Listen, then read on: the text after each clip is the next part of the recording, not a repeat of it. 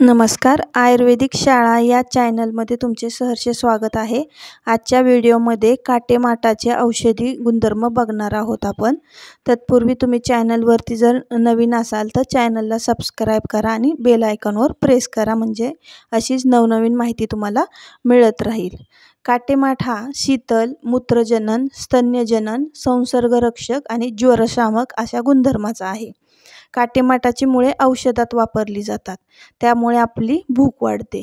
पित्त प्रकोप, रक्तविकार, श्वसन नलिका दाह, मूळव्याध, श्वेत प्रदर या विकारांवर काटेमाट हा गुणकारी ठरतो। काटेमाट गर्भाशयास शक्ती देणार आहे। काटेमाटामुळे गर्भाशय शूल कमी होते आणि रक्त वाहने बंद होते।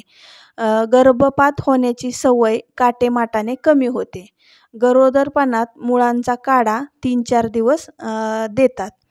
काटेमाटाच्या मुळांचा काढा परम्यात देतात। काढ्यात काटेमाटाबरोबर आघाडा व ज्येष्ठ मध दिला असता, यामुळे पुष्कळ लघवी होऊन परमा हा धुवून जातो। इसब या त्वचा रोगात दाह कमी करण्यासाठी काटेमाटाची पाने वाटून लेप लावला जातो। तसेच गळवे लवकर पिकण्यासाठी या मुळांचा लेप लावला जातो। काटेमाटाची पाने व मुळे उकळून लहान मुलांना विरेचक म्हणून देतात। मूळ हे ज्वरनाशक तसेच दुग्धवर्धक म्हणून वापरले जाते।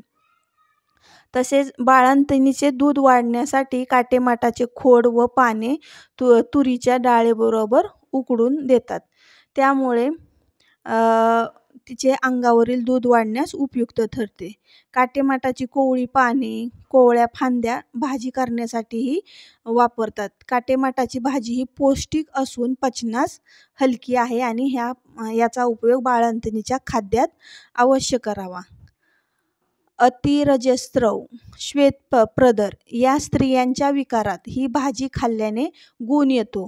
गर्भाशय शैथिल्य, सूज यावरही काटेमाटाची भाजी उपयोगी पडते।